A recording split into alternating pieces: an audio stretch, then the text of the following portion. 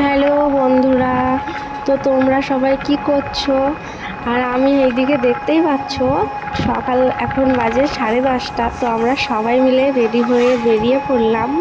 আজকে হলো শনিবার, বিপদারণী পূজা। তাই আমার মা, কাকিমা, পাশের বাড়ির বৌদি আর আমার পাশে বসে আছে চিকু, তাই সবাই মিলে যাচ্ছিলাম মন্দিরে। আজকে বিপদারণী পূজা, শনিবার, ওই জন্য। তো আমরা টোটো থেকে নেমে পড়লাম, দিয়ে পৌঁছে গেলাম মন্দিরের কাছে। আর এই যে দেখতে পাচ্ছ, আমরা 13 রকমের মিষ্টিও নিয়ে নিলাম সবাই মিলে, পুজোতে লাগবে তাই। আর ওইদিকে ঠাকুরমশাই চলে এসেছে পুজো, মানে বসেও পড়েছে পুজো করতে। তো দেখতেই পাচ্ছ কত ভিড়। এইদিকে ঠাকুরমশাই সব কিছু মানে ঠিকঠাক করে নিল, জোগাড় করে নিল পুজো করার জন্য। তো ওইখানে করে পাখাও চালানো যাচ্ছিল না, আর কি গরম এখানটায়, মানে ভিড় হয়েছিল।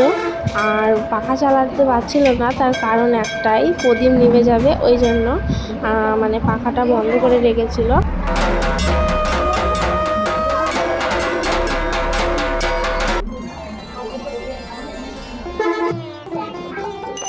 তো মায়ের পুজোটা সবাই এড়িয়ে যেও না, সবাই মিলে দেখো ভিডিওটা লাস্ট পর্যন্ত।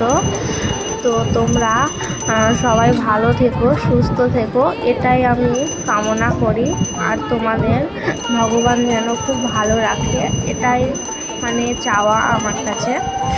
তো ভিডিওটা ভালো লাগলে অবশ্যই লাইক কমেন্ট করে জানাবে কেমন লাগলো তোমাদের ভিডিওটা। চলো, টাটা, বাই বাই।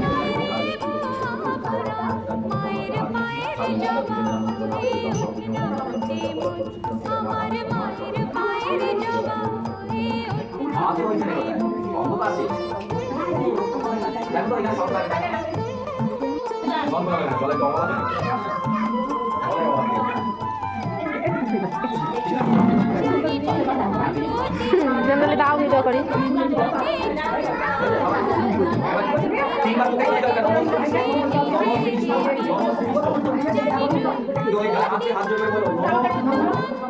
অপবিত্র পবিত্রবান ধর্মবর্তা গতদুয়া দশ সুন্দরী বাক্য সবাচ্য অভ্যন্তর সূচি মাধব মাধব মাধব মাধব বিধি মাধব সর্বকার্যে মাধব মাধব মাধব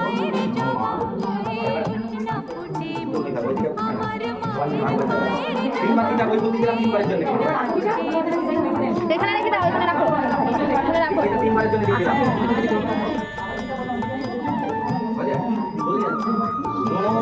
आयु देहि दशो देहि भाग्य भगवती देहि मे गणक देहि पुत्रं देहि सर्वा कामांश देहि मे एषा सचन्दन पुष्पाञ्जलि नमो स्वामी कामना स्वपरिवाराय